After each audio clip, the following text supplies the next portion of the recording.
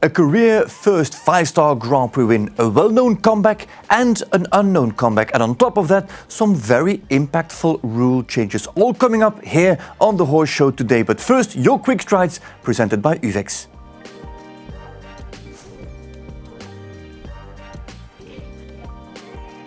Show jumping had a wedding this weekend. Wilma Hellström and Owen McMahon tied the knot in Sweden on the small island of Marstrand. The two first crossed paths on the German young horse circuit, where Wilma was working for Otto Becker and Owen for Ludger Beerbaum. Years later, they shared a podium at the 2023 European Championships in Milan, Wilma taking team gold for Sweden and Owen taking team silver for Ireland. They now run Celio stables together in Valkenswaard, and this weekend they made it official too. From all of us at The Horse Show, warmest congratulations. According to World of Show Jumping, Bull Run's Faustino de Tilly is retiring, ending a decade with Kirsten van der Veen. The big grey Belgian warmblood was first produced in Belgium and made a name with Olivier Philippart before van der Veen took over the ride in 2015. He won the 5-star Tryon Grand Prix and classes on both sides of the Atlantic. And at the age of 21, he leaves the sport sound, heading to start at Gut Osterrade in Germany. And there, van der Veen says he will be somebody's favorite. 3 months as number 2, but Kent Farrington is back on top. The American climbed past Scott Brash in this month's Longines ranking.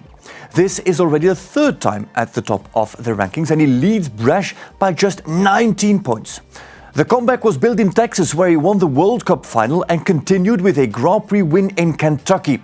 Germany's Richard Vogel holds 3rd, Britain's Ben Mayer follows him in 4th, and Belgium's Gilles Thomas takes 5th.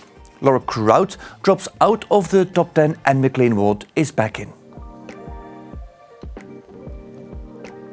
18 months away, and Charlotte Bettendorf came back winning.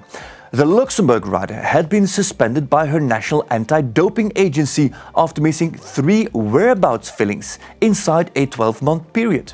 It was not a failed test, but an administrative violation of the athlete location system. Her ban ran until mid-March of this year, and this weekend she was back in the ring for the first time. In Kentucky, she won a meter 50 class in style, first to go in the jump-off and proven unbeatable. Welcome back. In Mannheim, Germany lifted the trophy. This week in Leer, Belgium answered in the Longines EEF series. After the first round of the Nations Cup, 4 teams were clear: Belgium, Britain, the Czechs and Germany. The second round broke them apart. Koen Verreke, Frederik van Aert and Gilles Thomas all jumped double clear. Jeroen Appelen knocked 1 rail, but his score was a discard score. With Belgium safe at 0, the pressure was on Germany's anchor, Kendra Clarissa Brinkop. She needed a clear, but 1 rail came down. Britain and the Czechs followed Belgium, with Germany dropping to 4th by just tenths of seconds.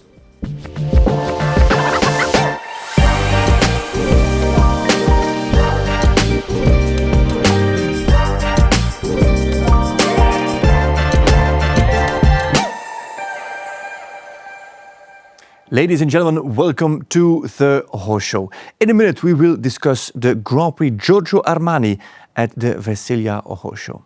Now, if we're going to discuss a Grand Prix presented by Giorgio Armani, it is only fitting that we bring in an expert in models, with himself or herself the perfect stature, the perfect body, the looks to die for. And so, without any further ado, I welcome to The Horse Show, Joe Klee.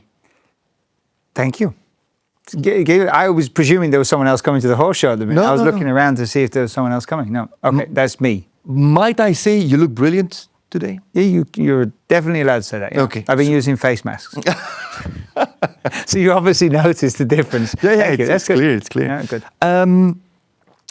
Joe, we just, in the quick strides, we mentioned the victory of Belgium in the Longines EEF Nations Cup series. Beautiful victory for Belgium. Yeah. Fantastic for the home team. However, there is one underlying victory that maybe not many people know, but you're very close to that story.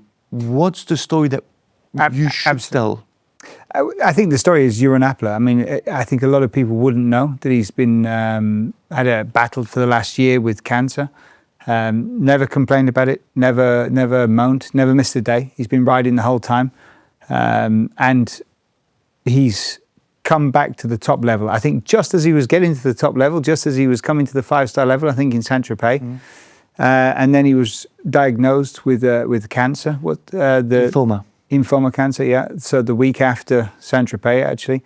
And now, after 1 year, he's had a positive result from the doctor after undergoing chemotherapy, quite heavy chemotherapy as well.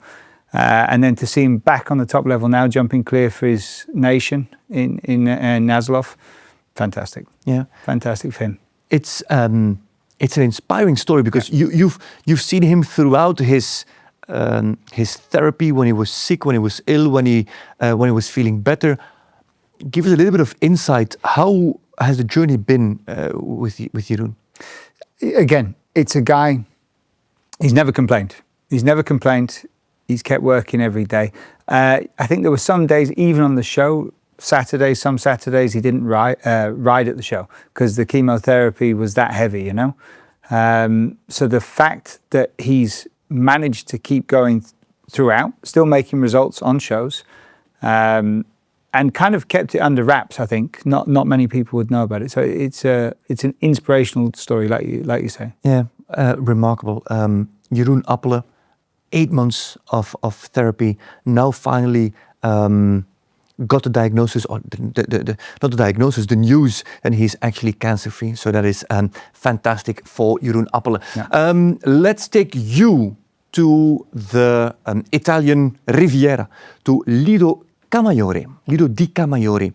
That is the city, the town where the Giorgio Armani Grand Prix was held. It's a pop-up event there in that park.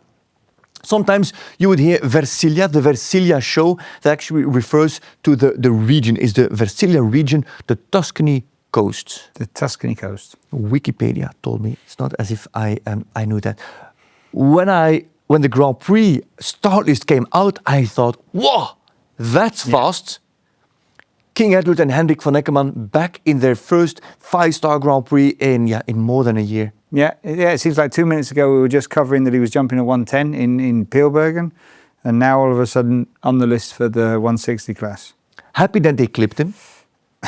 Fully clipped him? Yeah, it gave him a proper haircut, absolutely. But then you remember what a genius the horse is. Yeah. It was very difficult. The way he jumped, there was a difficult double in here, and the way he jumped it and the way he judges fences, it's just incredible. This is the only mistake. Second from home, that's the final fence. Great to see this went really quick. I think he jumped 4 2-star classes at 2 different shows. Then here a meter 45 class, and then straight into this 5-star Grand Prix. And actually jumped it very well. What was it? 47, 48 starters, 6 went clear. And he only had the second last fence down. The most difficult parts he had covered. I mean, Hendrik is an absolute horseman. He knows when his horse is ready. We've seen him only at a few shows, but I'm sure he's got him up to speed and jumped some bigger jumps at home to get ready for this. So I don't think it's just the jumps we've seen. One thing for sure, the horse doesn't need ring experience. He's got plenty of that. So it was more, the journey would have been more about the fitness, making sure he's fit enough to jump this level. And I'm sure most of that work would have been done at home, not at the smaller shows, you know? Yeah.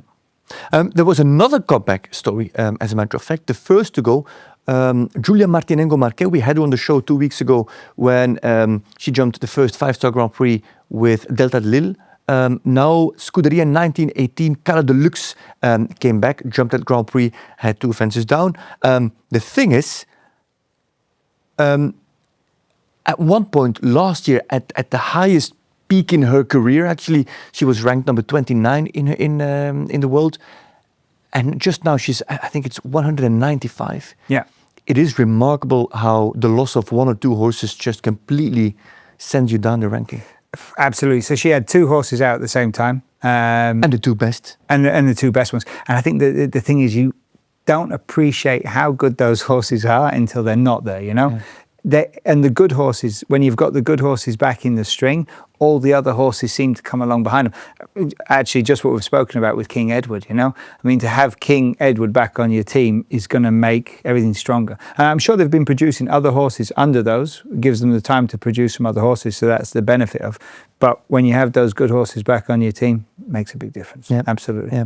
Also, Hendrik van Eckermann from world number 1 to now, I think, world number 45 or 49, just shows how big an impact those horses can have. How good the horses are, yeah. Yeah, how good they are and how big of an impact they can have. Big impact also, shape of the ring there. The show was built in a park. Mm-hmm. It's not like they had a lot of room. It's not a very spacious venue. Mm-hmm. How was that site, for your eye at least, constructed, and what impact did it have on the course? Well, I think the course builder made it very difficult for the riders.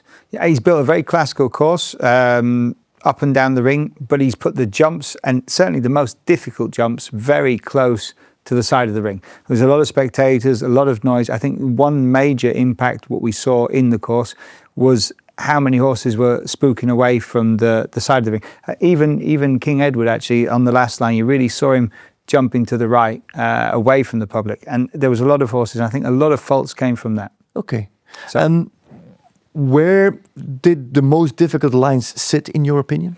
Well, I think the first combination was very difficult. Oxer coming in 2 verticals. There were a lot of faults there, but the most difficult line for me was if you come around this corner here to the Oxer, fence number... I think it's 9. Fence number 9. You really had to ride that well. You had to come around the corner with a lot of impulsion, make sure you jumped the Oxer properly, and then it was a long 5 strides, or anyway, a floaty 5 strides down to the double. So if you jumped the Oxer a little bit on your second distance out of the corner, then you had to push for the 5. Nearly impossible to jump. It was 3 single brown rails with a flower pot underneath, so a very plain vertical to jump in. Talk to me about that flower pot. So yeah, what's the impact of it? Because it looks like decoration. No, so you've got very plain brown rails. So the horses see the brown rails, but their eyes are drawn to the bottom of the jump, to that white flower pot. It's a little course builder trick, you know. So try to take what you want when you come to the jump is the horse concentrated on the top rail. That's the most important thing. And when you've got something a little bit spooky like that underneath, it really brings the eye from the horse down, and that's the course builder trick there. And then when you set it off a floaty distance like that, makes it very, very difficult to jump. The best way to ride it was, like I say, come around the corner with a bit of impulsion, get this Oxer jumped here, land, ride for 3 strides, and then balance for the last 2. We've spoken about in previous shows, the most important thing here, get the balance. The people that were pushing for the last 2 strides, nearly all of them had it down. Because this first part that you're talking about got taken down 17 times, Joe. Yeah. In the end, I think there were 46 starters on the list. Not everybody made it right up until that point. Fair to say that almost half the course had that vertical down. No, it was absolutely the bogey jump, you know. It was really... Actually, that's too high a number, 17 on one jump, you know. It just shows how difficult it was. There was a few, the real top riders, like King Edward, Hendrik van Eckermann. You saw he landed, knew exactly where he was. The last 2 strides, he just let the horse balance and jumped in, didn't weigh too much. I think also Christian Alman, also same thing, jumped the Oxer 3 strides and then just sat really quiet, not worrying too much if they're a little bit big or a little bit deep, more worried about the balance. Then you had a big Oxer to jump out. So also some of the riders were trying to create impulsion on the vertical. Also another reason it came down, because of that big Oxer coming out 160 wide to come out. Didn't cause too many problems, a few back bar mistakes, but the main problem was, like you say, this vertical coming in. Then Can I ask, why not 6? Why no more 6s? Maybe 10-15% did 6 strides? Yeah, there was a few tried to do 6. I think there just wasn't enough room. And the ones that did try to do 6 often had the back rail of this Oxer down, because they were already preparing for the 6. And you just ran out of room, I think.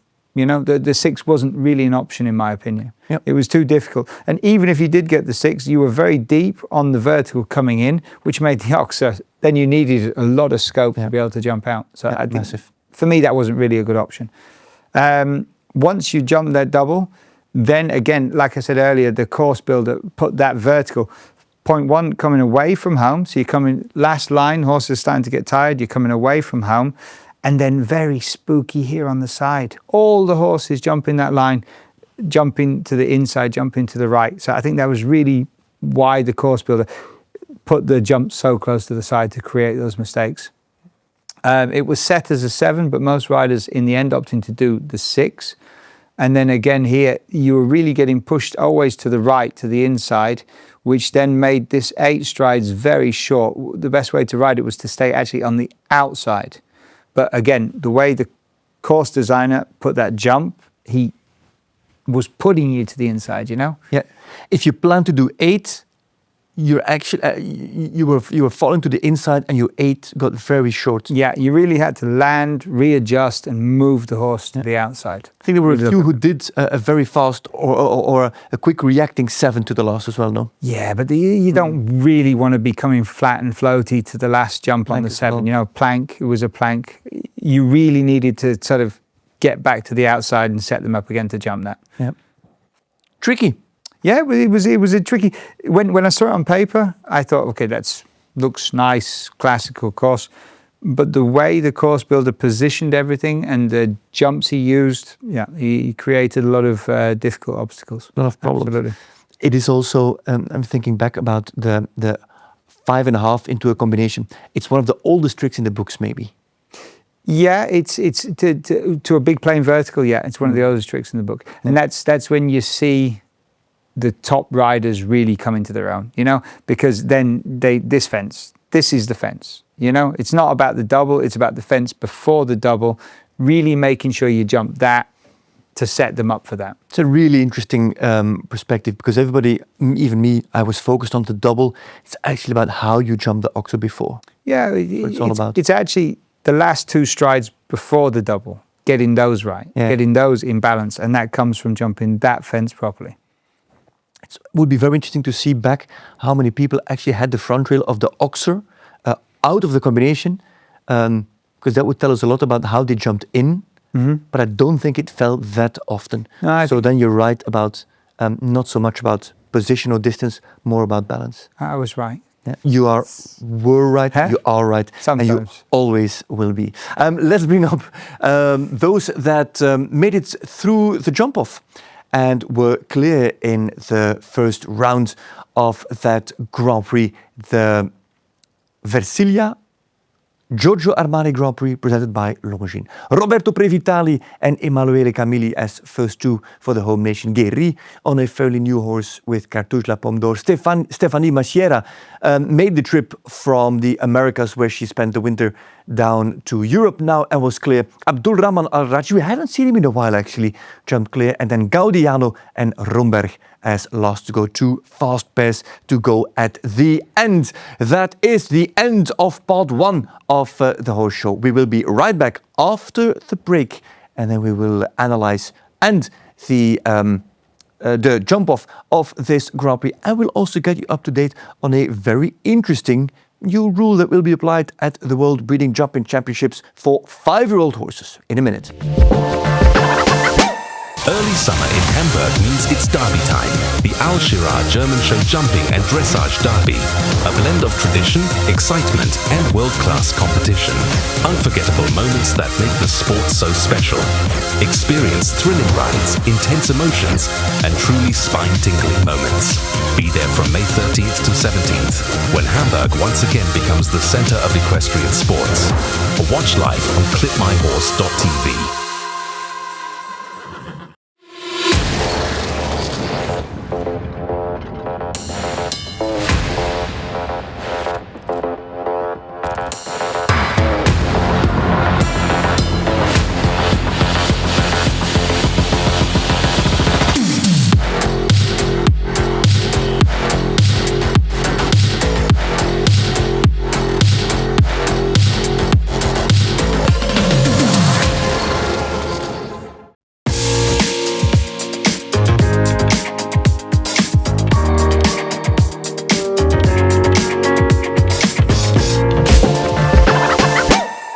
Welcome to the Horse Show, ladies and gentlemen, with still me, Frederik de Backer, and our very own version of Giorgio Armani, as we will pick apart the Grand Prix. Giorgio Armani, presented by Longines. The jump-off, Joe, there were a group of riders in the jump-off. In the first line already, a few made the decision to take the extra stride, especially those in the beginning of the jump-off. So we'll drop those straight away. That means that we will go into this jump-off with Katharina Rhomberg, Abdulrahman Al-Rajhi and Emanuele Gaudiano. And up to you to tell us what happened and why it actually happened. Here is that part with Rhomberg, Al-Rajhi and Gaudiano. So I think they all start on the same. They all start on the 8th. I think Al-Rajhi just, with the big stride, stayed a little bit too much inside, had to wait with his big stride. I think Gaudiano rode that really well, stayed a bit on the outside so he could keep moving. And obviously Rhomberg, I think slightly smaller strides, so she was able to get the quickest middle to middle. Yeah, it is again the story of getting stuck on the inside line with a big striding horse and having to slow down and having to wait. Yeah. That played a part with Al-Rajhi in the first line. However, in the second line, he did try his best to catch up. This is the line from the Oxer to the plank. Yeah, so I mean, he did an amazing turn back. I think he was the quickest back to the plank in the end, or did the shortest turn anyway. You see there, he's actually ended up a little bit deep, Gaudiano, which set him up nicely for afterwards, the 7. He did the 7, he was the only one to do the 7. And the other two got a nice forward jump and opted to do the 6 afterwards. Just to give us some context on how tight the turn was of Al-Rajhi, there's this picture. A composition that's not a spaceship or UFO. It's actually, we wanted to highlight the tent. There's a tent right there. This is the same camera angle for all three. We've leveled them in terms of position when they came through the turn. It just shows how much title Al-Rajhi goes through the turn compared to Rhomberg and to Gaudiano. You made an interesting comment already. Gaudiano has a deep stride to the plank. Mm-hmm. Let's first play the clip. And see how the next line looked. So you see there he's a little bit deeper and then opts to do the outside 7, which worked out really well for him. You know, then he got a super turn back. Rhomberg kept moving on the 6. Also got a little bit outside on the 6. She was able to keep moving. And again, Al-Rajhi easily does the 6, so also doesn't get as much speed as the other two to do it. Again, because he has to wait for the 6. My question about Gaudiano, is the deep stride to the plank the plan to do the 7, or is the 7 a consequence of an unexpected deep stride to the plank?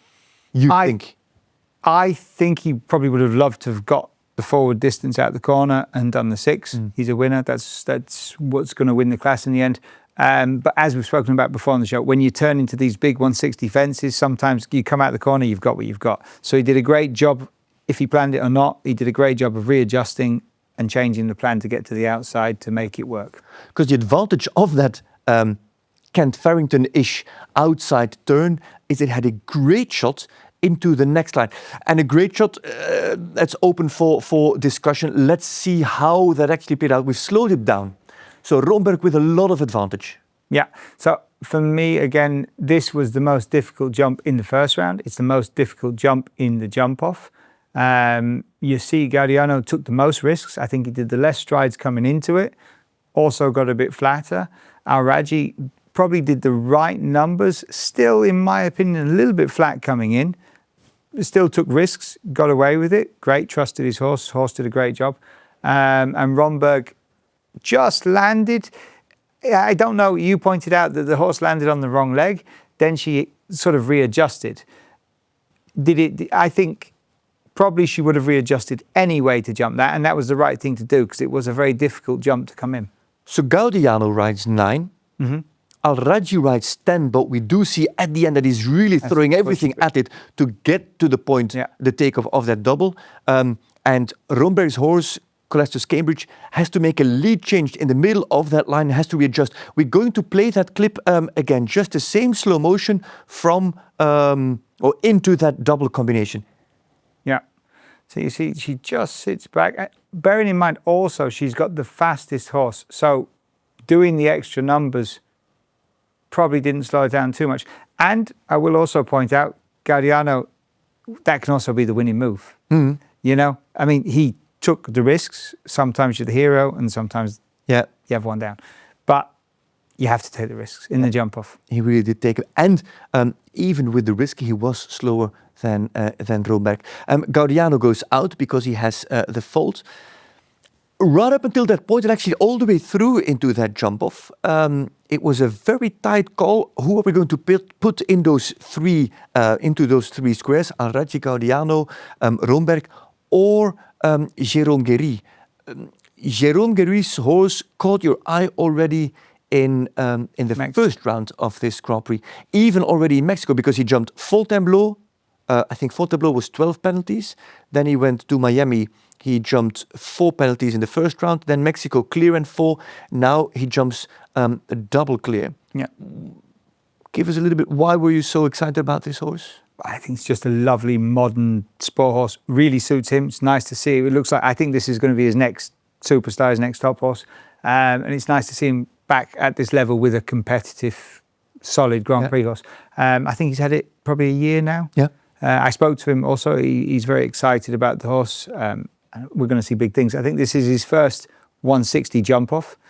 Yeah, second was also clear in Mexico. Yeah, but you could see him just looking after it a little bit. Yeah. You know, there was a few turns there. This is a work in progress. He's just going to get faster. I think it is naturally a fast horse, and obviously we know he's a really fast rider. So they're going to win these classes in the coming future. Yep, Cartouche La Pomme d'Or by Vigo Darsuy.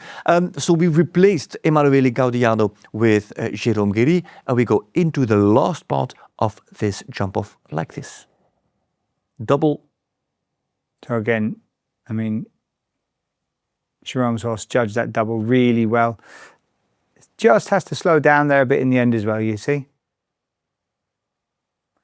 And Rhomberg trusts the quality. What a lovely horse, isn't it? Yeah. It's so attentive, looking where he's going all the time, and you see he's in top form. Yeah, it looks like a big, bulky horse, and yet still you don't see her ride with any force.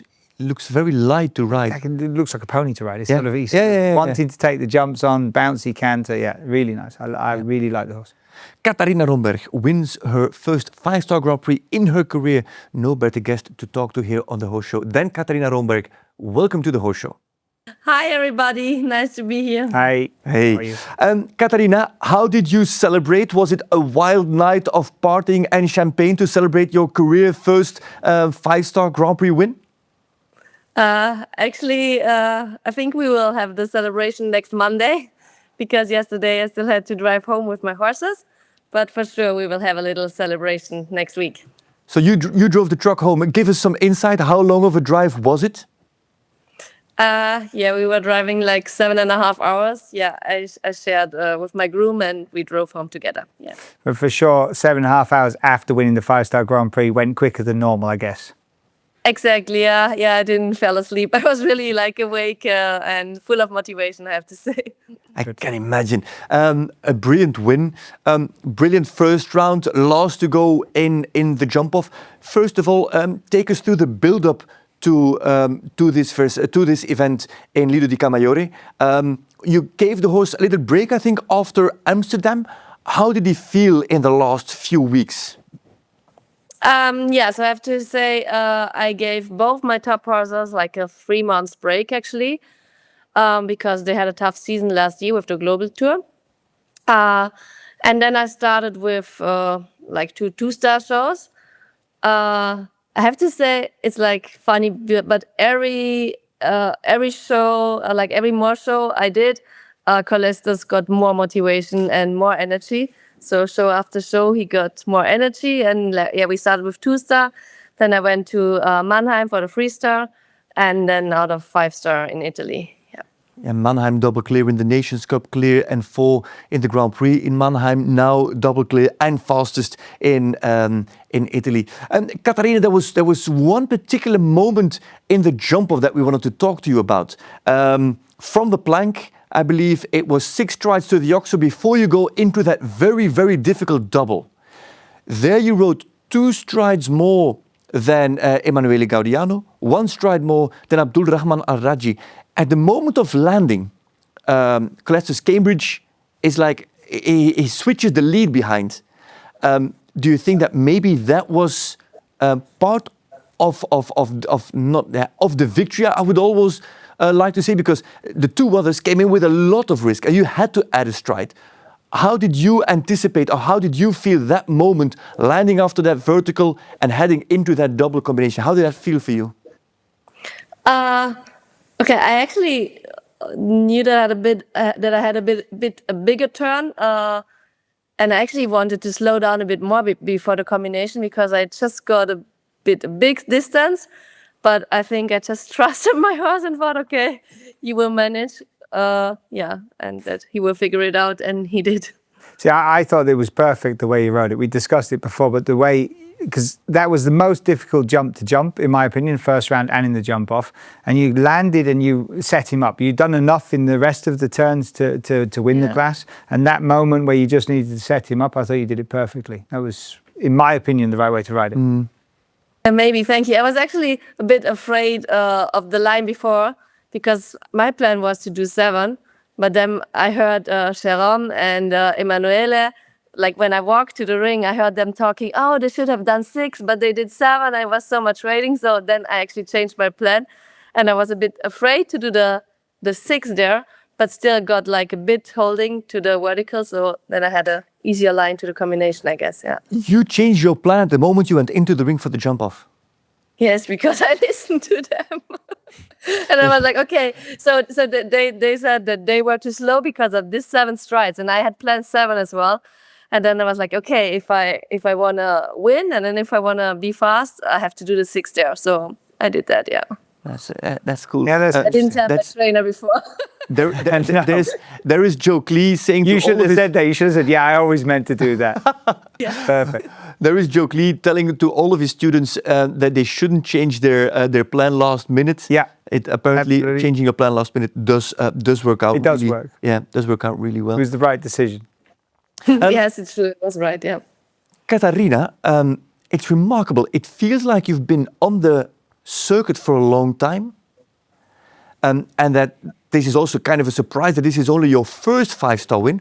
But then I only look back, you're only riding 5 stars for the last, 4 to 5 years? Yes, it's true. I actually needed a bit longer to get into the bigger shows, or like to jump that height. In the beginning, it was very difficult for me, I have to say. Like after my young rider season, it was hard to follow and to jump the really high classes. So I needed a bit longer, and I got also like very nice horses and built them up throughout the years. And now we're both there, me and my horses. That's very nice. Can you elaborate on that? What was difficult for you to make the step from young riders into that 5-star level?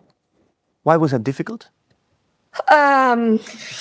Because my riding was just not good enough, I would say. I messed up some distances. I was like way too hectic in the ring. It was like, just not smooth and nice. And probably maybe I also didn't have the right horses at that moment. Like maybe some were a bit too careful, or like were just maybe too good for me at that time. And it took some time and some work. That's really nice and honest you say that, actually. That's really a nice way to say it, yeah. And other than that, other than the right horses at the right moment, is there anything else that we could take away from this conversation? How you improved from young rider level into 5-star level, what you did, whether it was training, whether it was mental coaching, whatever. Is there anything specific that you say, this is actually what I took away from that period to get better? I think I did a lot of things, as you just mentioned. A lot of training. I rode a lot of different horses. I built them up as well. We kind of grew together. I did mental training as well, what helped me a lot. I did physical training as well, what helped me a lot. I tried to do like everything, I would say, what could make me better. The complete package. Well, it did make you better. First 5-star win in the books. Katharina, Austria had a great run at the Milano European Championships. Was it 2023? There's another big championship coming up. Austria isn't a huge show jumping nation in terms of riders that are available for championships. Is this a big check behind your name that puts you on the list for Aachen? I think so, yes, I hope so. That's a very good answer. No, yeah, I think Kolestis is in super shape, and he proved himself a couple of times. And then I have one more good horse, Kuma, which also showed very good rounds and good results. So I think I can count to be on the team this year. So what would your plan be? We are middle of May. Championships are August. Do you already have a plan towards those championships with those horses? And have you picked your horse? Yeah, so actually my plan A is to ride Kolestis there, and plan B is Kuma. So I try to build up both, but I would like to go with Kolestis. And what I've planned, I can ride in Aachen actually next week already, the 5-star. What's very nice for me. Oh, yeah. And then I can ride in St. Gallen as well, the 5-star show. So it will be 2 big shows on grass. And after this, I planned a little break again for my horses. And then I will just feel what they need, if they need one more smaller show or bigger show. Or, try to make a very good plan towards Aachen. All right, that's very, very interesting. Seems that you have a good plan and set of good horses and a good mentality towards that as well. Katharina, congratulations on that first 5-star win. Do have a feeling it's not the last. I think we'll speak each other soon again here on the horse show. Thank you very much for taking the time. You've driven all night, so celebrate well, but also enjoy the night's rest. Have you slept yet? Yes, I did. Not so many hours, but I did. Good. Thank you very much for joining us here on the Horse Show, and we'll speak soon. And well done. Congratulations. Bye, Katharina. Interesting. Good plan ready. Insights on how she's going to go to Aachen. Insights on how she made that step, and it's a crucial step that many people overlook. The step from young riders, which is a -45, -50 level, into the real big sport. It's a huge step. It is a big step, but that attitude, what we listen to now, open-mindedness, keep thinking, keep evolving. Keep looking how to get better. That's, I think, where a lot of people get stuck. They stop looking how to get better, And I think with our sport, you never stop developing, you never stop learning, and that's really what she said there. The attitude that she has towards the sport, that's the attitude you need to make it, Yeah, she did make it. Let's bring up the final results of the Grand Prix in Versilia. The Grand Prix Giorgio Armani, presented by Longines. Katharina Rhomberg in front of Abdulrahman Al-Raji. What is that? A 2.5 seconds. Jérôme Guéry in third with a very exciting Cartouche de la Pomme d'Or in 39.24. That's another second behind Al-Raji. And then the Italians Camilli, Gaudiano, Previtali. Macera is 7 hinners then from the first round on the fast 4, as well as De Lestre and Vogel on 4 penalties. And there from Thijssen, Emmen, De Vos, Alman, Zaloznik, Bassi de Azevedo, Fuchs, Von Eckermann with King Edward, a slow fall, which is something that will not happen very often to Von Eckermann. Relatively slow fall. And then Giacomo Casadei with the fast 8. That is the final standings of the event in Italy. Joe, there is a very interesting rule change that has just been announced. It is a rule change for the World Championships for young horses. Off camera, we already discussed it a few times, what we think of jumping 5-year-olds at World Championships and how it has gone. Now, the World Breeding Federation for Sport Horses and the FEI have introduced minimum eligibility requirements. So MERS have to jump, your horse has to have jumped a certain result at a certain level. And the complete format of the World Breeding Jumping Championships for 5-year-old horses, this is just about 5-year-old horses, has been changed. And we've got a guest to talk about those changes. Welcome to the Horse Show, Nadine Brandner. Thank you. Thank you for having me.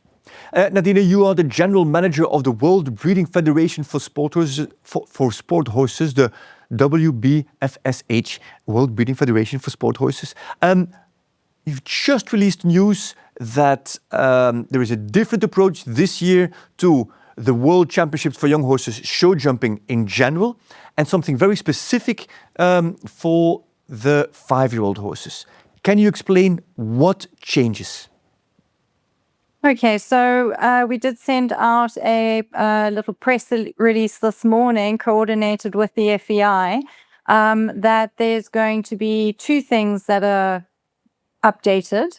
The one is that there are going to be minimum eligibility requirements to participate in the World Championship. And the other one was that the 5-year-olds in the World Championship are going to go against optimum time and not against the clock anymore in the final. Why this change? Where did this come from? Well, we know that our industry is under enormous pressure with welfare and the social license to operate. There are often many questions raised as to what we're doing with our horses and why we're doing them. And the industry needs to take these challenges seriously. So a series of things has happened. We had in June last year an online discussion forum that was hosted by the World Breeding Federation and the FEI. And we had participants in that forum that really represented a very wide base of the industry. So we had national federations and stud books represented. We had the president of the EEF. We had Julianne Melchior, who's the president of the organizing committee in Zangersheide, Lanaken. And then there were riders and producers represented, course builders, and we also had the national jumping coach from Germany online. And we basically discussed training levels and demands placed on young horses, specifically for the 5-year-olds, and whether the demands are age appropriate. And we also looked at whether the format for the Young Horse Championships is still fit for purpose. The reason this online forum actually came about was because already last year in April, during the FEI Sports Forum in Lausanne, the young horses were under discussion in connection with the FEI jumping rules. So after the forum that we had, the discussions between the World Breeding Federation and the FEI continued, and then it was agreed that minimum eligibility requirements should be introduced, so that we can ensure that horses going to the World Championships are capable of meeting the demands. So then we submitted a proposal last year in October to the FEI, and that was discussed in a meeting in December. And then it was approved. And in January this year, we had a meeting, FEI, World Breeding Federation, and the organizing committee in Lanaken. And we discussed how to implement these updates. So the MERs is the big one that you called me about this morning, Frederik. And they're posted online. But to be honest, it's not something completely new. The organizing committee has always screened entries in the past, entries for the championships to make sure that horses are not completely out of their depth. But now we have an official format, which is published, that everybody can stick to. It's standardized. And it also fits in nicely with the fact that we've got minimum eligibility requirements in the Dressage Championship, and we've had official ones there for many, many years. So now, basically, this supports a consistent and transparent qualification pathway in both of these disciplines. So that's to answer your question about the MERs. That's MERs. Then there's the 5-year-old World Championships will never be the same. In terms of jumping, there are new jumping rules that are going to be applied. What will change? So there's not a lot of changes really, because the first qualifier and the second qualifier are still going to be the same. They're, just one round, not against the clock. The difference will be in the second round of the final, because in the final, the first round is going to be the same. All the clear rounds from the first round go through to the second round. And then in the second round, the horses go against optimum time. So whereas we used to have a jump off, and it was sometimes really fast for those young 5-year-old horses, we're now looking at optimum time. And optimum time is something that we also had in Valkenswaard when we had the Studbook team trophy. We had for the 5-year-olds optimum time, which basically means that there is a time set that is allowed for the course, and the closest time to the optimum time wins. So even if you go slightly slower than the optimum time, but you are closer to the optimum time than the faster horse, then you still win. So it basically encourages more mindful riding and not just getting around the course as quickly as possible. And FEI and World Breeding Federation and the OC were in agreement that this is a fairer format to use for the young 5-year-olds. I think it's great that there's these sort of rules coming into the sport, and we're being more mindful about welfare for the young horses and how they're produced and all this sort of stuff. But is this only for the World Championships, or is this going to be for the international shows as well, for the FEI shows and the other shows? Yeah, so I think if you wanted to do it in the other international shows, it would depend on the FEI rules. Obviously, the World Breeding Federation is involved in the World Breeding Championships. We're not really involved in all the other international championships. I think the movement is going in the right direction. Whether it's going to be used in all other international shows is not, but I think it is a good starting point. If we can start with an event that has such high visibility, it can trickle down maybe also international shows. Do you know what I mean? Because I don't think a lot of national shows are using optimum time at this point in time. Yeah. Okay. No, it has to be. Yeah. I mean, if we're going to have welfare for horses on the highest level, it has to be welfare for horses across the board. I mean, it's everywhere. not. I don't think it's then right to have it just at the championship. And No. Nadine, thank you very much for this insight on that new format, the minimum eligibility requirements. That's not easy for a Belgian to say. Eligibility, minimum eligibility, the MERS, I'm going to call it. Looking forward to see you in September in Lanaken for the World Breeding Federation, the World Championships for young horses in Zangersheide. Thank you for taking the time, and see you soon. thank you. Thank you. Take care. Bye. Bye. Joe, you make as if I can read your mind, you make a very interesting remark.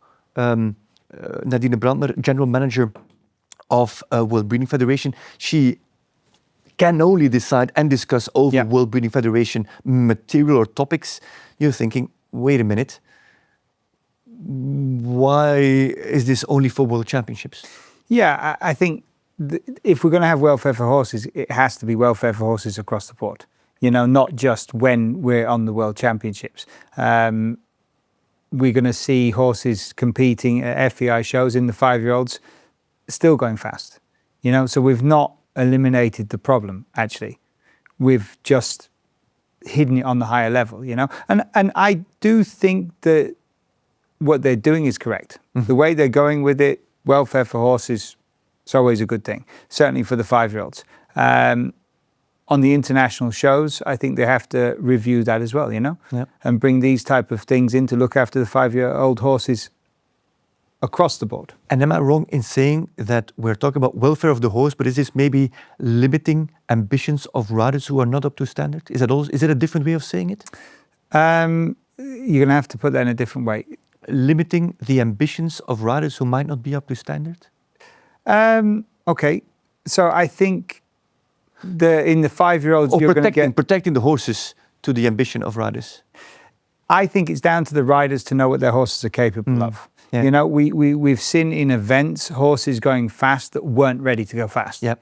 And that's down to horsemanship and knowing what your horse is capable of. Yeah. that can also happen on a 6-year-old and a 7-year-old and an 8-year-old level. You know, riders have to know what their horses are capable of, and that comes down to horsemanship. And it's down to the riders to protect their horses. Yeah. You know, okay, great that the federations step in to create welfare for horses and put some rules out there. Again, the major person responsible for the welfare for the horse is the rider. Okay. They have to know how far they should push their horse. Do I understand that you would be in favor that this rule would be applied across the board? For the 5-year-old classes, yeah. Yeah, I think it's a very difficult one. I think it does... it's a strange rule. For me, it's a strange rule, this ideal time. Yeah, there's a difference between protecting horses and safeguarding the welfare of the horse. That's one thing. Yeah. And then there is the concept, the format on how to decide a world champion. Yeah. For 5-year-old horses is a completely different discussion. Yeah. We're talking naturally slow horses might now be actually in the advantage. Mm-hmm. Or maybe they, in the past, were pushed beyond their limits because they were too slow. So it can actually still work both ways. We don't know where this is going to go. We'll have to wait and see how this goes in September. But in general, this is keeping horses, 5-year-old horses, away from classes against the clock should become a standard. Yeah, it's not a bad thing. But I think you should just, in my opinion, I might be wrong, I might get shot for saying it, but then just have equal places. You know, the ideal time, I don't understand. I don't really enjoy that concept. For me, make a more technical course, fair for the 5-year-olds, but slightly more technical, and then have the ones that jump double clear as equal places. I'll give you some insight on my experiences with Ideal Time. When I started as a stadium announcer, commentator at small regional shows in Belgium, there were a lot of these competitions, Ideal Time. And the concept of Ideal Time is that you don't tell anybody what the ideal time is. So riders just ride their round and think what is perfect. Unless you've got an announcer who doesn't know what it's about, every time says, you're 1 second too slow, 2 seconds too fast. And every time the judge told me, oh, you're wrong. And every time I said, oh, this is your time. And so they worked it back and they... But I think for kids, it's a great thing. Yeah. For kids to learn rhythm and control and balance, it's a great thing. For the young horses, certainly for the World Championships, I'm struggling with the concept personally. Story to be continued. And what continues is this week that we have now started. What is coming up for you? Presented by the Loga Show Advisor on Clip My Horse. This week, Hamburg is up in Klein Floatbeck. We have the Derby on that is on Sunday, and the 5-Star Grand Prix in Hamburg on Saturday. There's also the Dressage Derby, which is also a full big dressage competition. And region south, in the south of Europe, in Italy, Borgo La Caccia, as a matter of fact, that is where the next stage of the EEF, the European Equestrian Federation Longines Nations Cup Series, the EEF Series, will take place. But next week we will discuss and the Grand Prix, and we will also have a peek at the Derby in Hamburg, one of those famous derbies. Hickstead, Hamburg, Lumen was also a popular derby, was not really up to the same difficulty. Did you ever ride one of those derbies? I rode the Lumen Derby. I never rode the Hickstead Derby. I would be scared to death to come off that bank. Have you ever stood on top of that bank? No, never. I think it's just to stand there with that horse is already breathtaking. But to be up there on a horse, I never did it. I rode the Speed Derby once, and that was also terrifying. In Hamburg? No, in Hickstead. Okay, yeah. I like if you touch the jumps that they move. Yeah.